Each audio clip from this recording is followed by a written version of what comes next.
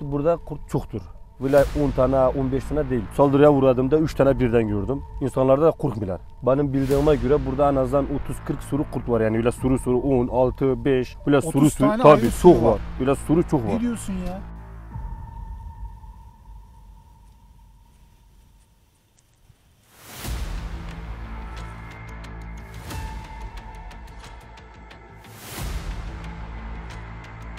İşte bir gündür Erzincan'da, İliç Dağı'nda saat bile 7 gibi de fayda karşılaştık. İşte bana koyunlara yakın olduğu için bunu kızdım, dedim uzaklaştın yani.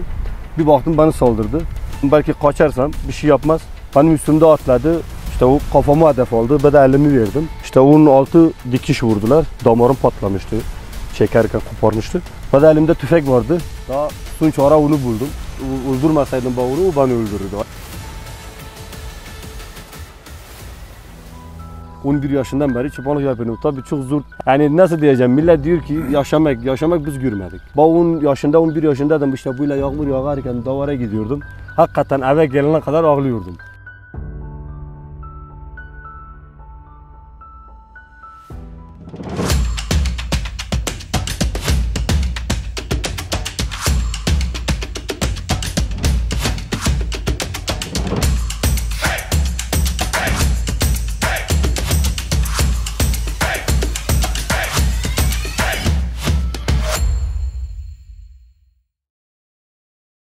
Yeni bir videodan herkese selamlar arkadaşlar. Türkiye'nin farklı yerlerini sizler için gezmeye devam ediyoruz. Bugün neredeyiz? Sivas'tayız. Sivas serisi videolarımız devam ediyor. Sivas merkeze bağlı Emirhan köyündeyiz. Yanımda sevgili dostum Mustafa var. Mustafa Aslan, öncelikle selamünaleyküm. Aleykümselam abi. Hoş geldin. Hoş bulduk. Mustafa'cığım merhabalar. Nasılsın? İyisin? İyiyim abi. Teşekkürler. Sen nasılsın? Allah'a çok şükür ben deyim. Değerli dostlar, Mustafa Instagram'da Natura Geek ismiyle bilinen birbirinden güzel vahşi yaşam ve doğal fotoğraflar. Yani doğru mu anlattım bilmiyorum aslında. Ya da şöyle yapalım. İzleyenler Mustafa Aslan kimdir bir tanısın. Tamam. Ben Mustafa Aslan. 28 yaşındayım. Yaban hayatı fotoğrafçısıyım. Yaklaşık bir 7-8 yıldır da bu işi yapıyorum. Türkiye'nin farklı coğrafyalarına giderek ama ağırlıklı olarak Sivas'ta çekimler yaparak Türkiye'nin vahşi yaşamını, hayvanlarını görüntülüyorum. O yüzden de böyle birçok dağ, işte köy, coğrafya her yeri dolaştım. Ama dediğim gibi Sivas'ta yaşadığım için ağırlıklı olarak çekimlerimi de burada yapıyorum. Muazzam, doğa aşığı bir insan. Bizi de ortak noktada buluşturan konu ne oldu arkadaşlar Mustafa ile birlikte? Kurtlar. Tabii ki de ben çocukluğumdan beri belgeseller izleyerek büyüyen bir insanım. Her türlü doğa hayvanına karşı ilgim ve merakım var. Ama sizinkiler gerçekten ciddi bir emek gerektiriyor. Yani kullanmış olduğunuz ekipmanlar, o ekipmanların kurulması, taşınması, yeri dağlarla geldiğinde saatlerce işte tek bir anı yakalamak adına sarf edilen eforlar. Öncelikle bu konuda gerçekten emeklerini takdir etmek lazım. Başarıların daim olsun. Teşekkürler abi. Mustafa yeni bir YouTube kanalı açtı arkadaşlar. Mustafa'nın YouTube kanalına girerek de doğal yaşam ve yaban hayatından ilgili birbirinden keyifli ve güzel videolar bulabilirsiniz. Hatta geçen Tunceli'de mayınların arasında yaban hayatını görüntüledi. Benim de çok keyif aldığım bir videoydu. Evet. Bir de şöyle ilginç bir hikaye var arkadaşlar. Bulunduğumuz yer Sivas merkeze oldukça yakın. Birbirinden güzel iki tane köpek burada yanımıza geldi bu arada. Mustafa yine bu bölgede vahşi yaşam görüntüleri almak için, doğadaki hayvanları görüntülemek için buraya geliyor. Bulunduğumuz yerde Emirhan Kayalıkları diye meşhur bir bölge var. Burada çalışmalar yapacakken bölgede çobanlık yapan Afgan bir arkadaşımız var. İsmi Nebi. Nebi Mustafa'yı şeyci zannediyor, defineci zannediyor, evet, değil mi? Defineci zannediyor. Beni jandarmaya ihbar ediyor. Jandarmayla dağda biraz tabii böyle kovalamaca yaşıyoruz. Ben dağın yukarısındayken aşağıdaki jandarmaları gördüm. Sonrasında işte o arada ben tabii ki çekim için çıkmıştım da. İşte ekipmanları falan bir yandan taşıyorum. Ekipmanları da görünce tabii böyle bazen işte defineci falan sanılabiliyorum. Tripodu falan böyle omuzumda taşıdığım için. Sonrasında da işte jandarmayla görüştük. Durumu anlattık. Zaten bazıları biliyordu. İşte bir kalabalık bir ekipti onlar da. Problem çözüldü. Ben de çekimlere yine devam ettim. Sonrasında Nebi ile konuştuk tabii bu konuyu. Evet. Onun yani şikayet etmesini anladım. Çünkü aslında jandarma söylüyor. Burada farklı bir durum görürsen, bir terslik görürsen bize haber ver diyorlar. Evet. O yüzden de aslında buradaki işte jandarmanın gözü kulağı Ama olmuş Nebi'ye oluyor. de helal olsun, gerçekten bilinçli bir çobanmış. Adam Afgan olmasına rağmen Türkiye'de bu tarzda yasa dışı faaliyetlere engel olmak adına güvenlik güçlerimize haber vermesi Evet. harika. Arkadaşlar bu şekilde başlayan hikaye daha sonra ilginç bir hale dönüşüyor. Nebi'nin ahırının bulunmuş olduğu nokta bu bahsetmiş olduğumuz kayalıklara çok yakın bir nokta. Ve bölgede aktif olarak ciddi büyük kurt sürülerinin olduğundan bahsediyor Nebi. Aynı zamanda çok cesur bir çoban. Daha önce Erzincan'da çobanlık yaparken Nebi ayı tarafından saldırıya uğruyor. Evet. Yakın bir mesafeden tüfekle ayıya ateş ediyor. Ayı üzerine yaralı bir şekilde geliyor, değil mi? Evet. Yani tam üzerinde Nebi'yi öldürecekken çok yakın bir mesafeden film sahnesi gibi. Bir ay falan hastaneye yatmış herhalde. Öyle anlatmıştı bana. Kötü bir yaralanma. Ayın altına almış onu. İşte altındayken de ayının burasından işte vurarak kendi hayatını kurtarmış. Ayı ölmüş. Evet. Maalesef yapacak bir şey yok. Helal olsun Biraz çocuğa. böyle. Gerçekten herkesin cesaret edebileceği bir şey değil. O anda böyle birçok insan donup kalırdı ve Evet. ayı tarafından sanırım Leonardo öldürülürdü. DiCaprio'nun sahnesi gibi olmuş biraz yani. Evet. Daha sonra Mustafa ve Nebi tanışıyor. Birazdan Nebi'yi de videomuza dahil edeceğiz arkadaşlar. Abi diyor ki bölgede çok aktif bir şekilde kurt var. Keşfi yapıyorlar birlikte. Nebi ona yardımcı oluyor. Ve Mustafa foto kapanlarını kuruyor. Kurduktan sonra birbirinden mükemmel görüntüler alıyor. Ben o görüntülerden şimdi size birazcık izletmek istiyorum. Sanırım 10 tane kurdun olduğu bir sürü var. 6 ile 8 arasında kurt görüntüye giriyor. Farklı farklı noktalar var. Birazdan Mustafa'dan hem o görüntülerin hikayesini dinleyeceğiz. Buradaki 500-600 tane koyunun bulunduğu sayaya sürekli aktif olarak tacizde bulunuyorlar. Adam da diyor ki sabah akşam köpeklerim artık burada kurtlarla uğraşmaktan yoruldu. Evet. Köpeklerine güveniyor ama kurtlar da güçlü. Hikayenin devamını hem senden hem Mustafa'dan yavaş yavaş dinleyelim. Haydi. Selamünaleyküm Nebi. Aleykümselam, Selamünaleyküm. hoş geldiniz. Hoş bulduk. Ne yapıyorsun? Nasılsın? İyi vallahi, siz nasılsınız? Selamünaleyküm. Bizdeyiz. Merhaba Birol. Merhaba, hoş geldiniz. Anam bu ne böyle? Tatlı iş. Sen yeni mi doğdun? Evet, bu yeni Kaç doğmuş. günlük Nebi? Bu en azından 15 günlüktür, anası yoktur. 15 İkizi. günlüğe göre biraz küçük kalmamış mı? İşte bu ikizi için olduğu için küçük kalmış. 2 tane anası, 2 tane doğurmuş. Anladım. Şimdi işte. Anası sen oldun o zaman. Onu sen Anası bakıyorsun. oldum, ben nereye gidiyorum ben peşimdedir. Maşallah. İşte ben bunu süt veriyorum, diyorum. O yüzden de benden ayrılmıyor. Nasılsın? İyisin? İyiyim valla, şu Ne zaman geldin Afganistan'dan buraya? Ben burada geleceğim 10 yıl oluyor. 10 yıl. Evet. Oy maşallah. 10 yıldır Türkiye'de Kaç çobanlık yaşındasın? yapıyorum. 26 yaşında. 26. 16 yaşında geldin. Evet. Yürüyerek mi geldin Nebi? Evet, ben yürüyerek. Zorlu bir yolculuk muydu? Tabii çok zorlu bir yolculuk. İşte geldik 10 yıldan beri çobanlık yapıyorum. Şu an keyfin yerinde mi? Her Evet. şey yolunda mı? Ha, iyidir. Mutlusun. Evet.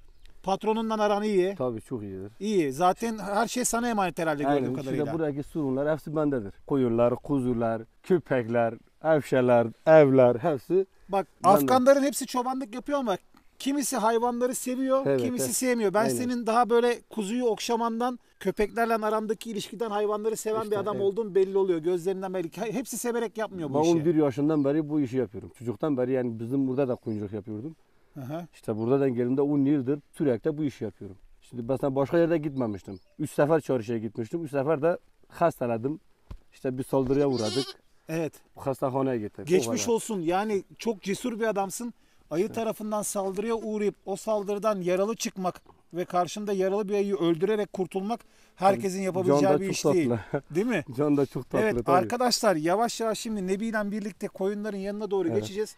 Onun günlük işine engel olalım istemiyorum. Mustafa ile tanışma hikayenizin biz Tabii. bahsettik girişte. Senin sayende birbirinden güzel kurtlar görüntüledi. Evet. Onlar kurtlar senin düşmanların ama biz de doğa hayvanlarına aşığız. Sizin düşmanınız ben Her gün düşmanlarım. sen burada uğraşıyorsun değil mi onlarla? Tabii çok. Güzün işte bahar kaç tane koyunumu yediler. Yediler değil mi? Tabii. 7-8 sene yediler. İşte yine köpekler vardır. Tabii kurta hiçbir şey dayanmaz. Demiş kurt. Evet. Kurt ayrı meseledir. Elinde sonunda alıyor diyorsun. Tabii. Onlar alır. Yani Her zaman pustada yatıyorlar onlar. her gün geliyorlar mı ziyarete? Tabii her gün geliyorlar. Yani uyanık olmazsan hepsini telafi edebilir. O zaman bulunduğumuz yerde mi çok kurt var yani? Tabii. Bulunduğunuz yerde bak mesela dün orada kurt vardı. Mesela bak bizim karşıda kaç metre var? 100 metre yakında kurt gelmişti. Böyle sabah gündüz vakti Heh, çıkıyor geliyor. sabah gündüz vakti de burada gelmişlerdi. İşte çok tehlikeli bir yer. Kurtlar çoktur. Burada yaban hayvanlar var. Keçiler, onda işte domuzlar var. Böyle olduğu için kurtlar da burada bayağı genişmiş. O zaman şöyle yapalım Nebi. İzleyenler senin hem kadrondaki köpekleri birazdan tanısınlar. Evet. Hem de senin koyunları suya götürmen gerekiyordu. Bir yandan koyunları çıkartalım. Bir yandan da sen Mustafa'ya yardımcı olmuşsun ya. Evet. Bence bu bölgeye fotokopan Evet, kurarsak kurtları kesin görüntüleriz diye. Evet. Çünkü bölgede çobanlık yapan kişi tanıyor doğayı. Sen zaten yıllardır bu işlerle uğraştığın için nereye nasıl kurman gerektiğini biliyorsun. İkinizden de ben buranın yabani hayatı hakkında bilgi alayım istiyorum. Tamam, şimdi koyunları biz Geçelim o çıkarırız. zaman. Haydi bakalım. Yoldaşımız Çalu'dan. Çalo gel, hadi gidiyoruz. Çalu gel.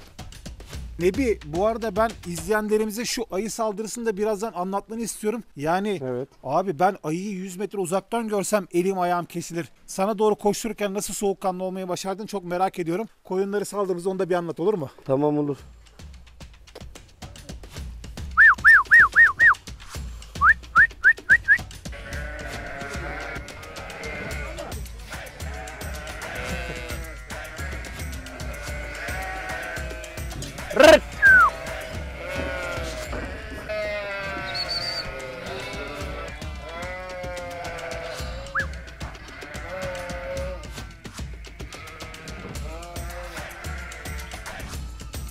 Gel.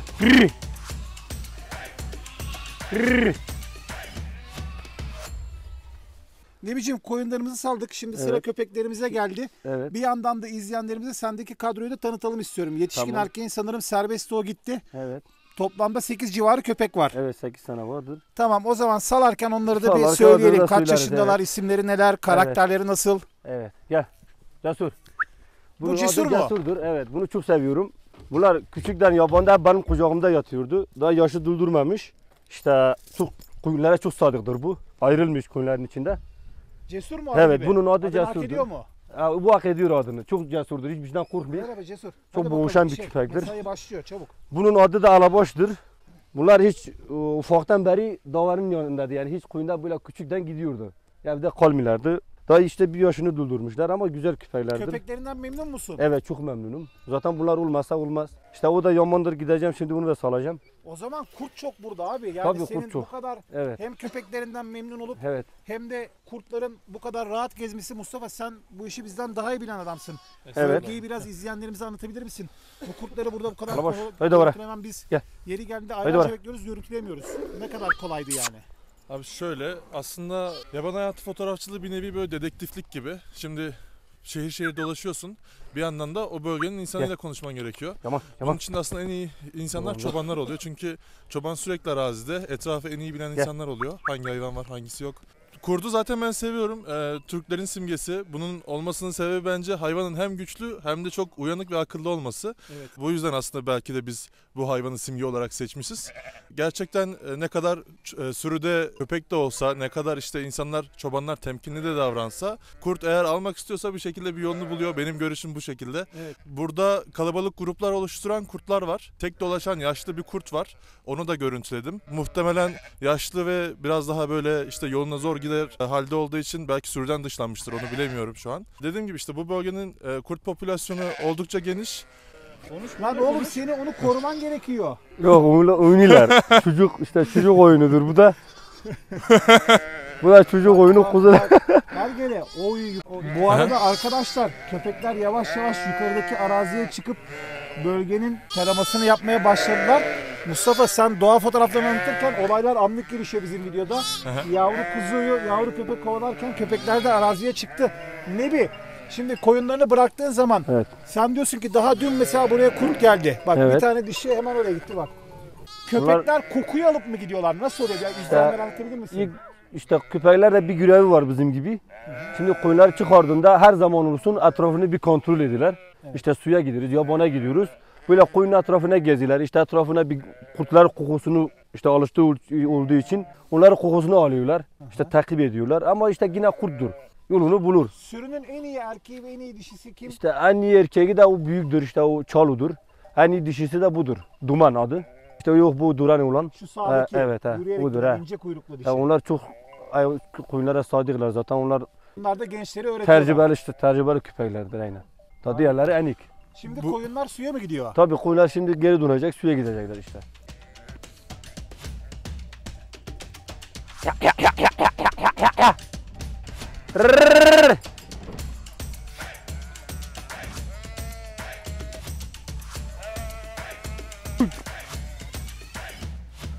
Bu arada gerçekten Sivas'ın da vahşi doğası çok ilginç. Dümdüz ay yüzeyi gibi yerler varken birbirinden harika ormanların olduğu noktalar da var. Evet.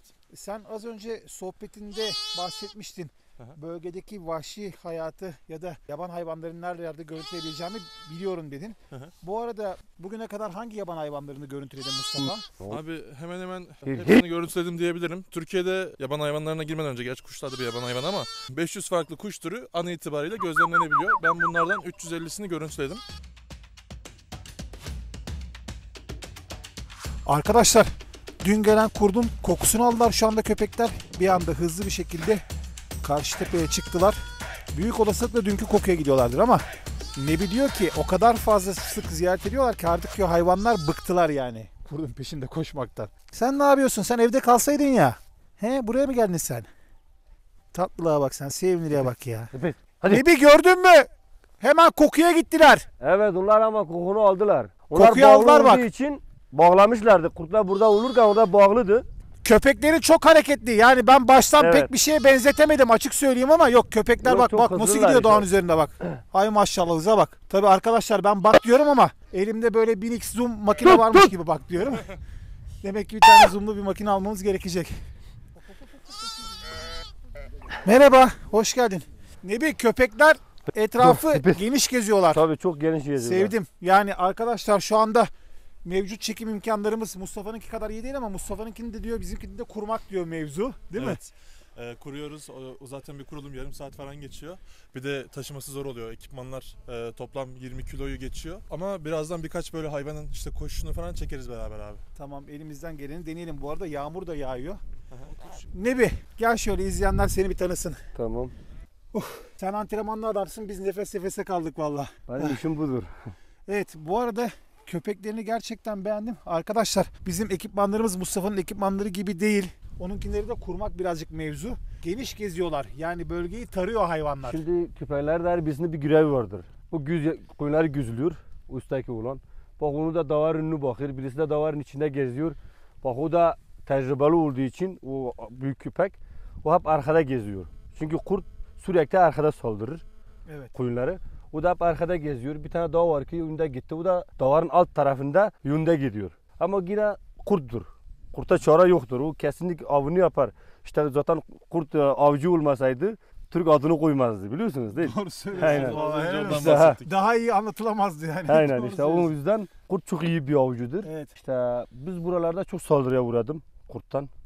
Bazı zamanda kurtardık. İğmeden geçti. Koyunları almadan. İşte koyunları aldığı zamanı da oldu. İşte kurttur işte. Yapacak bir şey Aynen yoktur. öyle. Bu bölge aynı zamanda abi kayalık olduğu için kurt çok Heh. kolay hemen kaybolabiliyor gözden. Biz daha önceden işte bu kayalıklara fotoğraf çekmeye çıktığımız zaman yine başka bir fotoğrafçı arkadaşımla işte kurt bildiğin toprak yolda karşımıza çıktı. Çok güzel böyle kürkü falan kabarık besli bir kurttu. Ama daha sonradan biz arabadan indikten sonra hayvan bir anda kayboldu. Halbuki hani çok uzağa gitmediğini biliyorum ama o kadar fazla kayalık var ki hayvan bir yere hemen sinebiliyor. Sen benden daha iyi biliyorsun. Hani kurt görüntülenmesi çok zor. Çok ürkek, çok Evet. uyanık. Evet. En ufak şeyden rahatsız olan bir Mesela hayvan. genelde şey derler ya kurnaz tilki. Tilki böyle kurnazlık Safrancık üstüne şey tilki. olmuştur. Tilkiye göre kurt çok daha akıllı, çok daha kurnaz. Yani böyle hareketlerini sezebiliyor, niyetini bile sezebiliyor bence. Ve bakışlarında derin bir mana var benim için bilmiyorum. Kurt benim için özel bir hayvan, güzel. Görüntülemesi de birçok doğa fotoğrafçısı açısından böyle önem arz ediyor. Evet. Yani başarıların daim olsun kanka. Bu Teşekkür konuda ederim zaten birbirinden güzel işler yapıyorsun. Bugün arkadaşlar 3 ayrı cephe var burada. Bir yandan çoban köpeklerini ve kurtları ortak seven var. Bir yandan kurtları seven var. Bir yandan da çoban köpeklerini seven Hepimizin var. ortak noktası Yani- ise doğa. Kesinlikle öyle. Herkes doğayı seviyor. Nebi şimdi gelelim. Öncelikle tekrardan geçmiş olsun kardeşim. Allah. Gerçekten Rabbim bir daha sana buna benzer bir şey Amin. yaşatmasın. Eğer seni rahatsız etmeyecekse bu kötü anıyı bizi takip edenlerle paylaşabilir misin? Bu ayı saldırısı nasıl oldu? İşte bir gündür Erzincan'da, İliç Dağı'nda koyunlara kurtardık. Saat 7 gibiydi. Ayda karşılaştık. İşte ben bilmiyordum ayı bu kadar hassas olduğunu için ki işte kızdırırsan üstüne gelir. İşte bana koyunlara yakın olduğu için bunu kızdım dedim uzaklaştın yani. Bir baktım bana saldırdı. İşte daha bana bayağı kaçtım dedim belki kaçarsam bir şey yapmaz. Benim üstümde atladı. İşte o kafama hedef aldı. Ben de elimi verdim. Şimdi işte elimi gösterdim gibi birkaç dakika önce. Evet. Yaraları vardı bayağı. İşte onun altı dikiş vurdular. Damarım patlamıştı. Çekerken koparmıştı. Ben de elimde tüfek vardı. Daha sonuç ara onu buldum.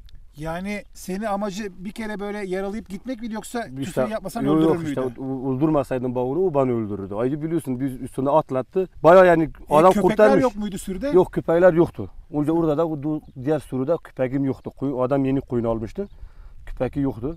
Eyvah eyvah. İşte ikimiz baş başladık. Ya o ölürdü ya ben ölürdüm. Sonuçta ben başardım o öldü. İşte Geçmiş bana olsun. işte Yani o an aynen.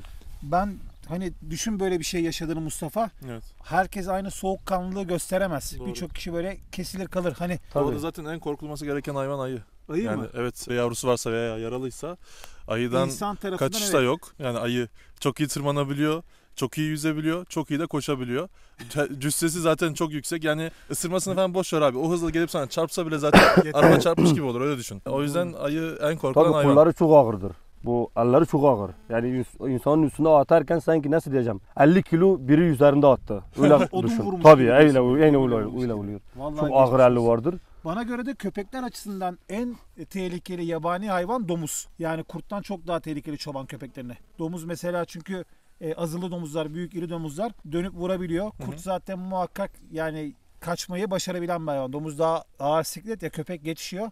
Yani köpekleri çok daha fazla yaralıyor domuzlar Evet. kurtlardan. Evet. Aynen öyle. Peki Nebi, gelelim Mustafa'nın görüntülediği kurtlara. Evet. Hayvanlar foto kapanda da çok rahatlar bu arada. Evet. Yani bak başka foto kapan görüntüleri sen aldıysan bilirsin. Kurt foto kapanın o küçücük kırmızı ışığından bile rahatsız olan bir hayvan. Evet. Tamam yine tedirgin ama bölgedeki kurtlar çok rahatlar. Nebi, bu kurt sürüsünü sen ilk kez burada ne zaman gördün? Hep aynı kurtlar mı var bölgede? Yani Mustafa'nın çektirdiğin kurtlar, yerini tespit ettiğin kurtlar hep aynı mı yoksa yeni mi tespit ettin bunları? Yok bu burada kurt çoktur. Böyle 10 tane 15 tane değil. Benim bildiğime göre burada en azından 30-40 sürü kurt var yani öyle sürü 10, 6, 5 böyle 30 sürü tane tabii ayrı sürü çok var. var. Öyle sürü çok Ne var. diyorsun ya? İşte ben çünkü güzün saldırıya uğradığımda 3 tane birden gördüm. İnsanlarda da korkmuyorlar buradaki kurtları. Çünkü burada fazla koyun yok. Onları aran korkutacak bir şey de yok. İnsanlar korkutmuyorlar. O yüzden çok rahatlar yani saldırmaya çok iyi saldırıyorlar. Geçen sene ben saldırıya uğradım kurtlara. Boyları nasıl kurtların peki? İşte Senin yetişkin erkek köpeğin boyutunda olan var mı yok hiç? o kadar da değil. Değiller değil Ufaklar, mi? tabii ufaklar ama çok uyanıklar. Benim var saldırıya uğradım onlarıyla bir sürüye. 3-4 tane. Bu Mustafa'nın foto kapan kurduğu yer bunların geçiş noktası gibi bir Tabii yer mi? oraya hep geçiş noktalarıdır. Zaten kurtlar işte görünmediğin yerlere geçiyorlar. Kendini göstermediği gibi geçiyorlar işte. Evet. Mustafa peki sen hayvanların davranışlarını takip ediyorsun. Yavaş yavaş gözlemliyorsun. Örnek veriyorum biz şimdi çıktık bu köye geldik. Buradan yürüdük. Sen foto kapan kursan nereye kurarsın abi burada? Abi Yani bunu nasıl genellikle belirliyorsun? şöyle belirliyorum.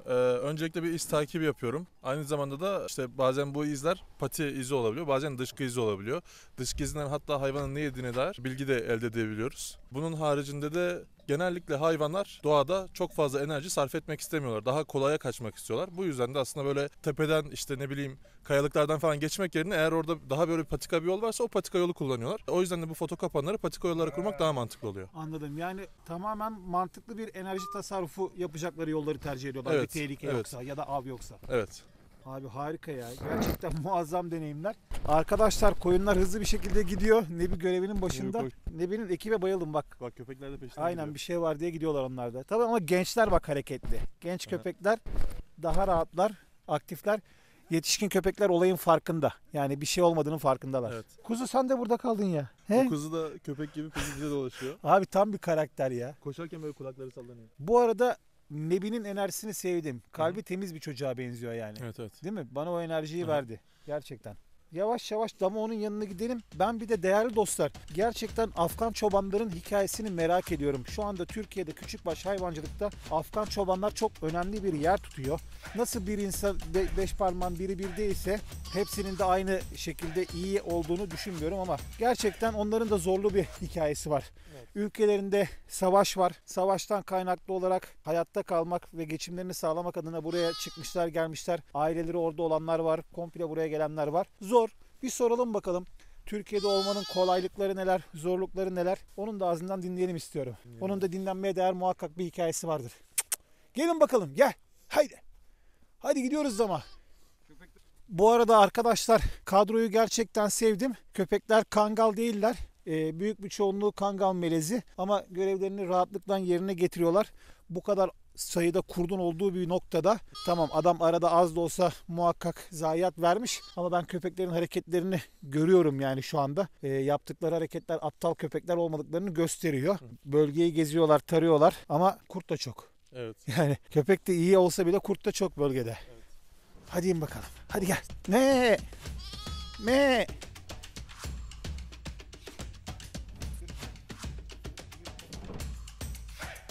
Gel, gel, gel. Gülüm.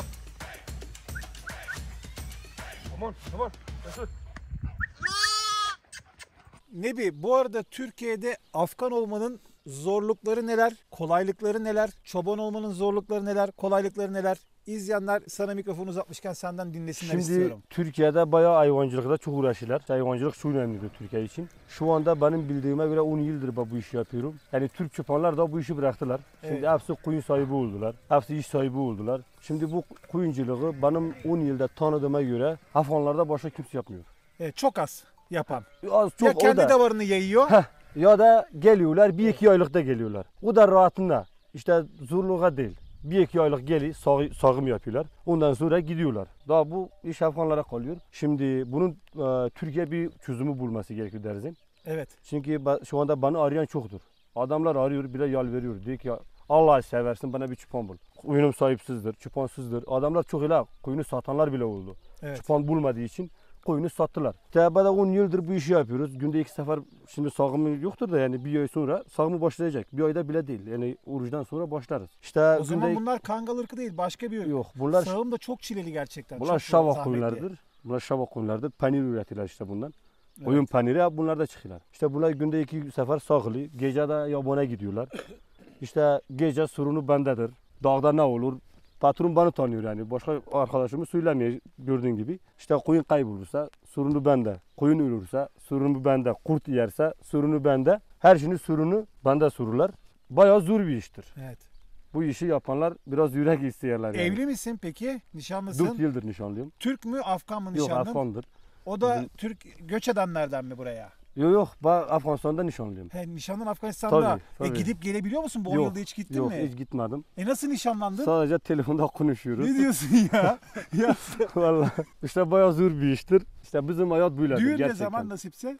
Vallahi şu anda bizim burada biraz düğün parası lazımdır. İşte yok biliyorsunuz Talibanlar da devleti çöktüler ülkeye. İşler hepsi iptal oldu. Vallahi sana samimiyetle söylüyorum. Düğün yapıp evlendiğin gün bana evlilik cüzdanını getirdiğin günlere 10 bin Vallahi. lira sana düğün yardım Sağ yapacağım. Söz. olasın. İşte bizim iş biraz zordur. Biz işte Allah kolaylık versin. 2 sene daha buradayım. 2 sene daha Türkiye'deyim. 2 sene sonra gideceğim. İşte olmuyor. Ben 14 yaşından Ailen beri... orada mı peki? Tabii annem, babam, ailem hepsi oradadır. 3 kardeş biz Türkiye'deyiz. Üçünüz destek oluyorsunuz. İşte üçümüz birbirimize destek Yani oluyoruz. zaten çok yüksek maaşlar almıyorsunuz. Yok. Hani, bunu biliyorum. Zaten aldığınız para belli. Bir de bunu aileye gönder. Gerçekten zor hayatlar abi. Allah kolaylık Tabii versin. işte orada şimdi Türkiye'de yaşlılar yemek maaşı vardır. Evet. Bizimkide yok.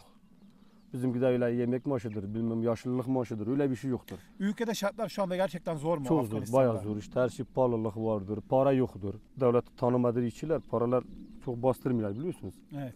İşte o yüzden bayağı zor şeraitteyiz. Peki ülkemizden mutlu musun? Memnun musun? Ha, Samimi ben soruyorum Tabii yani. Gerçekten. Türkiye'de şimdi dünyada her çeşit adamlar vardır. Aynen. Bak ben iyi adamlara da Türk'ün rast de geldim. iyisi var, Tabii. kötüsü var. Afgan'ın da iyisi var, kötüsü var. Mesela çok patronlara da rast geldim ki yani ölüme döndüm. Öyle söyleyeyim.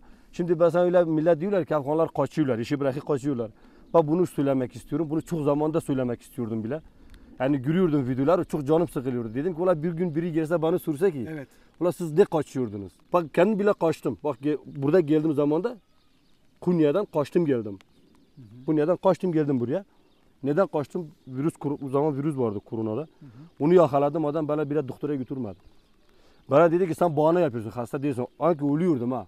Ölümden dönüyorum. Adam bana diyor ki sen bahane yapıyorsun, hasta değilsin. İnsan olduğunuzu unutuyorlar değil mi? Heh, bazen? unutuyorlar. Yani bu hayvanı biz çok samimi görüyoruz. Bak gerçekten hayvanlara yani yanlış anlamayın. Çok Senin insanlara, hayvanları sevdiğin her halinden belli. çok insanlarda bu hayvanlara üstü görüyorum. Çünkü hayvanlar çok sadıklar, çok muhabbetliler. Nasıl muhabbet edersen karşılığı veriyorlar. Ama insanlar öyle değil yani bayağı. Evet. Muhabbet yaparsın ama arkanda hançer vuruyorlar yani öyle düşün. Seni çok iyi anlıyorum. Tabii şimdi iyi patronlarım da oldu. Hakikaten yani babamda daha iyi gördüğü gibi. Bak baksana şimdiki patronum çok iyiler. Ben memnunum. Yani burada bir patronluk, bir çıpanlık yok. Evet, herkes mutlu olduğu yerde devam etmek Aynen istiyor değil işte mi? burada patronlar bana bir avladı gibi görüyor. Ben onları yani bir abi gibi. Böyle içimizde bir ayrımlık olsun işte bu Çupandır, bilmem bu Afgandır, bilmem biz Türk'üz. Öyle bir şey yok. Harika. Güvenliğimiz çok sonsuzdur. Birbirimize çok güveniyoruz. O yüzden de burada çok memnunum patronumda. Evet. İnsanın insan olduğu için değer He, gördüğü bir aynen dünyada işte. yaşamamız lazım. Şimdi bu yüzden ne kadar ben zor çalışır, zor şartlarda kalırsam, ne kadar zor işlerde çalışsam bu adamın yanında insan yorulmuyor. Neden? Memnun olduğu için. Memnun olmadığında kaçış yerini bulursun. Şimdi bırakmıyorlar. Mesela ben gitmek istiyorum. Diyeyim ki çupon getir ben gideceğim. Adam çupon getirmiyor. Bu sefer adam bakıyor ki ben burada aç kalıyorum, susuz kalıyorum, hasta oluyorum, ilaç vermiyorlar. Ne yapacak? Kaçacaklar. Ondan sonra kaçtıktan sonra ne oluyor? Arkasında Afganlar küfür ediyorlar. kaçtı diyor. Kötü kaçtılar. İşimizi bıraktı. Doğru söylüyorsun. Yani patronun da iyisi kötüsü Tabii. var. Afgan çobanın da iyisi kötüsü var. kötüsü var. Ben Rabbim demeyeyim. iyileri iyilerle buluştursun diyelim işte. o zaman. Şimdi Afganlar da kötüleri vardır. Mesela geldi hırkızlık yapıyorlar. Ben demeyeyim yapmıyorlar. Evet. İyiler, dürtük adamlardır. Affedersiniz namussuzluk yapıyorlar. Ben onlara da çok yani gördüğümde çok sinirleniyorum. Evet. Şimdi biz sonuçta burada bir kişi için binler kişinin yemeğinde oynuyorlar. Aynen olmaz. İşte bu olmazdır. Mesela dünyada böyle bir şey vardır. Bir insan kötülük yaptı. Örnek vereyim. Bir Türk kötülük yaparsa tüm dünya Türk bile onu mahvedemez. kötü yüzde göremez yani. Aynen. Bir Afgan kötülük yaparsa tüm yani dünya onu kötü yüzde göremezler. Şimdi mesela biz geliyoruz burada bak geldiğimden beri çarşıya görmemiştim. Yani başkaları gibi gezmek, bilmem harc etmek. Benim bir annem var, babam var, yaşlılar. Bir de biz aile ortamda 10 kişiyiz. İşte bir dürtümüz kurbattayız. Benim babam işte aileden fakirler. Evet. Yani bir zenginliği, bir şeyi yoktu. O yüzden ben okumamıştım. Çocuktan beri bu işi peşindeydim. Çıpanlık yapıyordum. 11 yaşından beri çıpanlık yapıyordum. Tabii çok zor. Yani nasıl diyeceğim? Millet diyor ki yaşamak biz görmedik. Ben 10 yaşında, 11 yaşındaydım. İşte böyle yağmur yağarken davara gidiyordum. Hakikaten eve gelene kadar ağlıyordum. Böyle düşün. Gücüm yetmiyordu koyunları çevirmeye. Sonra oturuyordum bir yere ayaklarımı uzanırdım. Ağla baba ağla koyunlar nereye giderse gitsin. İzleyenleri de ağlattın şu an Tabii. büyük olasılıkla. İşte bu çok zor bir olaylardı. Şimdi millet geliyor çarşıya geziyorlar. İşte diyor ki biz keyif yapak, gezek, tüzek. Ben geldiğimden Türkiye'de bu işi uğraştım. Tam bu patronun yanında gelmiştim. Bu zaman Evet. bu patronun yanında geldim çalıştım ilk günde. 6 ay burada çalıştık. O zamanlar Türk çıpanlar Afganları çok eziyet edilerdi. Ayağının altında elinin altında çalışırlar da. İlla Afganlar çok eziyet edilerdi. Vallahi Allah kolaylık versin. İşte. Senin gerçekten kalbi güzel bir adam oldun. Her yerden belli. Yani bana göre de şöyle bir hikayeyle bitirmek istiyorum bu noktayı. Mustafa gerçekten bu arada çok sağ ol. Güzel bir insanla tanıştırdın beni. Bir gün siyahi bir kişi hacca gidiyor. Haçta geziyor. Gezerken diğer beyazların hepsi ilginç gözlerle ona bakıyorlar. Tabii. Yani bundan dolayı da adam rahatsız oluyor. Şöyle bir soru soruyor ona. Diyor ki bana böyle değişik gözlerle bakmanızın sebebi boyadan ötürü mü, boyacıdan ötürü mü diyor. Aynen. Tamam mı? Yani bana göre insanoğlu ya iyidir ya kötüdür. Aynen. Yaradan birdir. Senin Afgan olman, benim Türk olmam, öbürünün Amerikalı olması, Afrikalı olmasının hiçbir önemi yok. Ya iyi bir insansındır ya da değilsindir. Değerli dostlar, bir videonun daha sonuna yavaş yavaş geldik. Bu arada Mustafa'nın kanal linkini ben açıklamalar kısmına bırakıyorum. Birbirinden keyifli ve güzel videolar yapıyor. Aynı zamanda yeni projelere de birlikte imza atacağız. Ona da dedim ki yavaş yavaş birazcık Kangal köpekleri ve Sivas'ın köylerindeki doğal yaşam konusunda, projeler konusunda istişare ettik. Güzel videolar gelecek. Geçmişte yüklemiş olduğu videoları da Mustafa'nın kanalından takip edebilirsiniz. Nebi ağzına yüreğine sağlık. olasın. Gerçekten güzel bir insansın. Afgan çobanların sorunlarına değindin. Aynı zamanda bölgedeki kurtlarla her gün aktif olarak süren mücadeleni dile getirdin. Mustafa da bu saygı duyduğumuz vahşi hayvanları görüntülememizi sağladı. Çok teşekkürler. Son olarak izleyenlere sen ne demek istersin? Öncelikle abi ayaklarına sağlık. Gayet güzel bir gün geçirmiş olduk. Hem sana hem Nebi'ye teşekkür ederim. Bu topraklar bizim. Bu topraktaki yaşayan canlılar da bize atalardan miras kalma. Bu yüzden bu canlılara sahip çıkmamız gerekiyor. Ben böyle düşünüyorum. Bu bilince ulaşmak için de aslında hayvanları tanımak gerekiyor. Çünkü tanımadığımız bir şeyi koruyamayız, bilemeyiz. Aynen öyle. Önce sevmek için tanımak gerekiyor. Ben de aslında bunu yapmaya çalışıyorum. Yaban hayatı belgeselleri yaparak, yaban hayatı içerikleri üreterek insanlarla bu yaban hayatı arasında köprü olmaya çalışıyorum. Umarım da ileride daha da başarılı olurum. Daha da farklı projelere imza atarız. Beraber de zaten yapmak istediğim şeyler var. Aynen öyle kesinlikle. Bu arada arkadaşlar nasip olursa Mustafa'nın bu konudaki profesyonelliği ve yönetmenler konusundaki geniş çevresinden de faydalanarak ortak bir Kangal belgeseli projemizden bahsetmek istiyorum.